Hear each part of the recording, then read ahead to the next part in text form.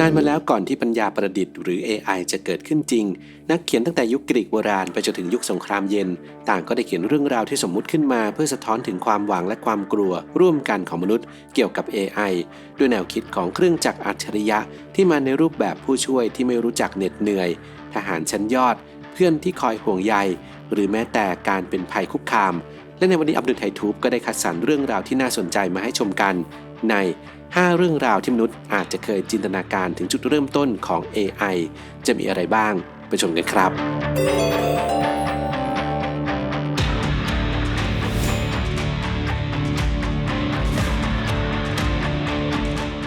1. Golden Maidens ของโฮเมอร์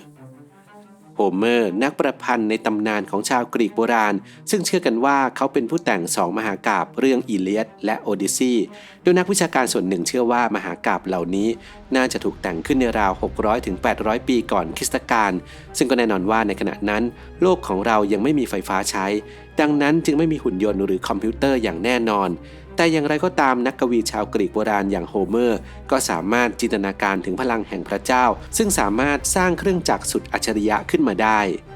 ในเรื่องอีเลียดมีการพูดถึงฮิฟิสตัสเทพเจ้าแห่งช่างตีเหล็กที่ถูกโยนลงมาจากภูเขาโอลิมปัสเพราะเขาพยายามปกป้องแม่ของตัวเองในระหว่างการต่อสู้กับเทพเจ้าซูสด้วยเหตุนี้จึงทำให้ฮิฟิสตัสได้รับบาดเจ็บที่ขาอย่างรุนแรงและความพิการของเขาก็ทำให้เหล่าเทพเจ้าแห่งโอลิมเปียต่างก็เยาะเย้ยเขาแต่ฮิฟิสตัสก็นำมันมาเป็นแรงผลักดันเพื่อสร้างผลงานศิลปะอันล้ำค่ามากมายซึ่งหนึ่งในนั้นก็คือโล่อันงดงามของอะคิลิสด้วยเพียงแต่ว่าเขาไม่ได้สร้างมันเพียงลำพัง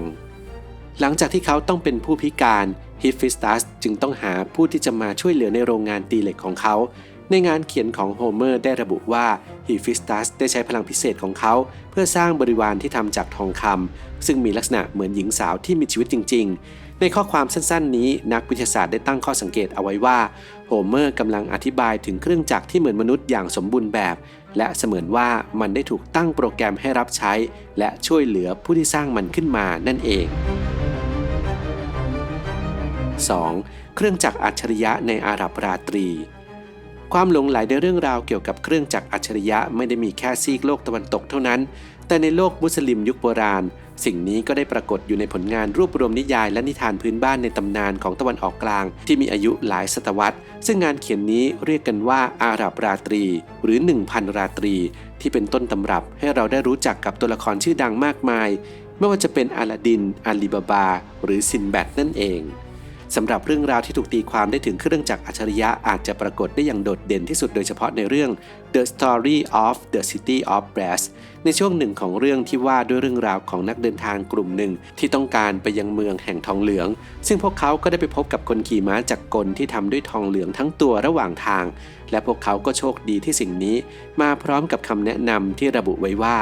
เจ้าผู้มาหาข้าถ้าเจ้าไม่รู้ทางที่จะนำไปสู่เมืองแห่งทองเหลืองนั้นจงเอามือไปถูที่คนขี่ม้าแล้วเขาจะบังคับม้าให้หันและเขาจะหยุดถ้าหากเขาหยุดหันไปทางใดเจ้าก็ไปทางนั้นโดยปราศจากความกลัวและความยากลำบากเพราะมันจะนำเจ้าไปสู่เมืองทองเหลืองโดยสวัสดิภาพและนี่ก็เป็นเพียงตัวอย่างหนึ่งซึ่งนักวิทยาศาสตร์ในยุคหลังยังกล่าวชื่นชมเรื่องราวบางอย่างของอาหรับราตรีอีกส่วนหนึ่งด้วยจนพวกเขาสามารถเรียกมันได้ว่าเป็นนิยายแนววิทยาศาสตร์เพราะผู้แต่งสามารถคาดการณ์และจินตนาการถึงแนวคิดบางอย่างที่ล้ำสมัยเหล่านั้นได้ 3. Frankenstein Complex ในปี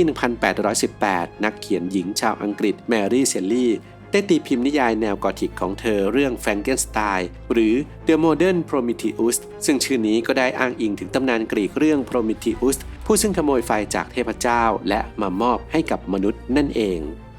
ในนวนิยายของเชลลี่เรื่องนี้ว่าด้วยเรื่องราวของดร. แฟรงเกนสไตน์ที่ได้สร้างสัตว์ประหลาดขึ้นมาแต่แล้ววันหนึ่งสัตว์ประหลาดของเขาก็เริ่มมีความรู้สึกนึกคิดอย่างมนุษย์และต้องการมีชีวิตเหมือนมนุษย์โดยได้ขอร้องให้ดร. แฟรงเกนสไตน์ทำการสร้างคู่รักให้แก่ตนเองแต่เมื่อดร. แฟรงเกนสไตน์ปฏิเสธสัตว์ประหลาดจึงได้ออกอาละวาดฆ่าชีวิตผู้คนมากมาย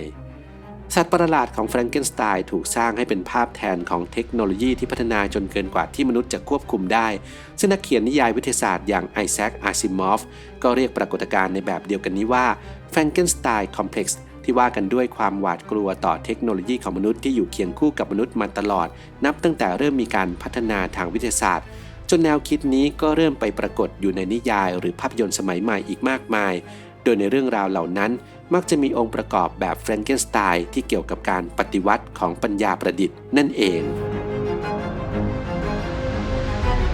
4. จุดกำเนิดโรบอทในบทละครปี 1920 แม้ว่าโฮเมอร์จะเคยเขียนเรื่องราวเกี่ยวกับเครื่องจักรที่เหมือนมนุษย์เมื่อ 3,000 ปีที่แล้วแต่คำว่าโรบอทก็ไม่เคยปรากฏมาก่อนจนกระทั่งในศตวรรษที่ 20 เมื่อนักเขียนบทละครชาวเช็กอย่างกาเรลชาเปกเป็นผู้ริเริ่มใช้คำว่าโรบอทเป็นคนแรกซึ่งปรากฏอยู่ในบทละครเรื่อง RUR หรือ Rossum Universal Robot ที่เผยแพร่ในปี